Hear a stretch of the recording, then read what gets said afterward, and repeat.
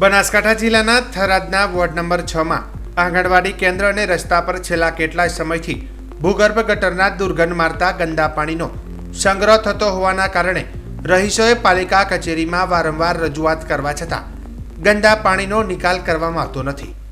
સોસાયટીના રહીશોએ નગરપાલિકા કચેરીમાં લેખિત રજૂઆતો કરવા છતાં કામગીરી ન થતાં રહીશોએ મીડિયા સમક્ષ રોષ વ્યક્ત કરતા જણાવ્યું હતું કે ભૂગર્ભ ગટરના ગંદા પાણીથી થતા રોગચાળાના સામે સોસાયટીના રહીશોને કોઈપણ પ્રકારની બીમારી સર્જાશે તો તમામ જવાબદારી પાલિકા તંત્રની રહેશે। આંગણવાડી કેન્દ્ર પાસે ગંદા પાણીથી બાળકોમાં બીમારી થાય કે બાળકો આંગણવાડી કેન્દ્ર પર બેસી શકતા નથી। નગરપાલિકાની ઘોર બેદરકારીના કારણે રહીશો અને તેમના બાળકો પરેશાન થઈ ગયા છે અને તાત્કાલિક ધોરણે નગરપાલિકા દ્વારા ગટરની કામગીરી કરવામાં આવે તેવી માંગ ઉઠવા પામી છે।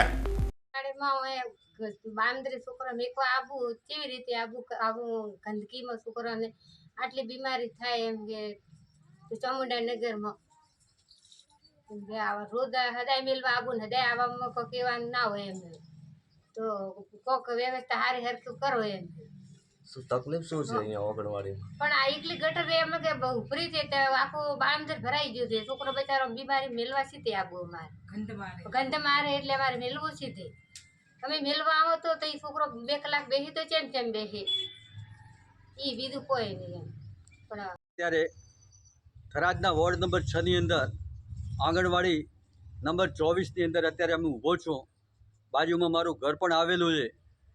અમે વારંવાર નગરપાલિકામાં આગળ બોડી હતી એમાં રજૂઆતો કરેલી ને એ ટાઈમે એ લોકો એમને એમ કીધેલું કે 24 થી 30ની સાઈઝનો અમે નાળા મૂકી અને તમારા એરિયાના પાણીનો નિકાલ કરી આપીશું ને એ લોકોએ ઠરાવ પણ મંજૂર કરેલો છે। કેટલા સાઈઝના નાળા મૂકવા એમને ખબર નથી, પણ જ્યારે ત્યારે બોડીનું વિસર્જન થયું અને નાળા મૂકવાનો સમય આવ્યો એ ટાઈમે વહીવટદારશ્રી અને ચીફ ઓફિસરશ્રીએ અહીંયા આગળ 8 થી 10ની સાઈઝના ભૂંગળા મૂક્યા છે। એ સમય અમને એમ કે કોઈ પાઇપલાઇન મૂકતા હશે એટલે અમે કોઈ ધ્યાન ન આપ્યું। જ્યારે જોઈન્ટ કરવાનું હતું ત્યારે અમે કહેવા આવ્યા ત્યારે એ લોકોએ અમને દબાવ્યા, કારણ કે આ અમારો વિસ્તાર ગરીબ અને પછાત છે એટલે એ લોકો એમને દબાવી દાદાગીરી કરી ને અમારું કોઈ સાંભળ્યું નહીં અને જોઈન્ટ આપી દીધું છે। હવે અહીંયા આગળ આંગણવાડીની અંદર દેખો તો 5 ફૂટ ઊંડા અને 4 ફૂટ પહોળા નાળા છે, પાકી બાંધકામ કરેલી ગટરો છે, તો એનું પાણી એટલું ત્યાં આગળ 10ની સાઈઝના ભૂંગળામાંથી ક્યારે બહાર નીકળે?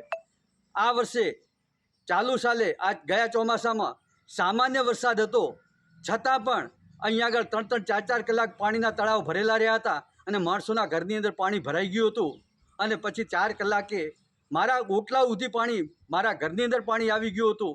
અમે વિડીયો પણ બનાવીને મૂક્યા હતા, પણ આ તંત્રની કોઈ આંખ ઉઘડી નથી। નગરપાલિકાના કોઈ સાહેબોનું કોઈ નજરમાં લીધું નહોતું અને અત્યારે એ ભૂંગળા પણ ભરાઈ ગયા છે। અત્યારે દેખો તમે આંગણવાડીમાં પાણી ભરાઈ ગયું છે।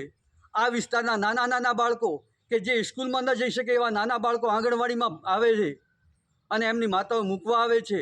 ડેન્ગ્યુનો અત્યારે ભરડો ચાલી રહ્યો છે, મેલેરિયા ડેન્ગ્યુનો ડર લાગી રહ્યો છે। અહીં અમારે નાના બાળકો ભણવા આવે છે, એ નાના બાળકોનું ભવિષ્ય શું? બહેનોની આ વિસ્તારના ભાઈઓની પરિવારોની દરેકની અંદર ખાને દરેક કચવાઈ રહ્યા છે, પણ અત્યારે શાસન એવું છે કે કોઈ બોલી શકતું નથી। કોઈની અંદર કોઈ પાસે એવો કોઈ આ વિસ્તારમાં કહી શકે એવો નથી, કારણ કે જેણે જે કહી શકે એવા હતા એમને દરેકે પોતપોતાના પક્ષમાં લઈ લીધા છે, દબાવી દીધા છે અને કોઈ અત્યારે કહેવાવાળું નથી। આ નગરપાલિકા ન ધણિયાતી થઈ ગઈ છે એટલે અમારા વિસ્તારનું કોઈ જ સાંભળતું નથી।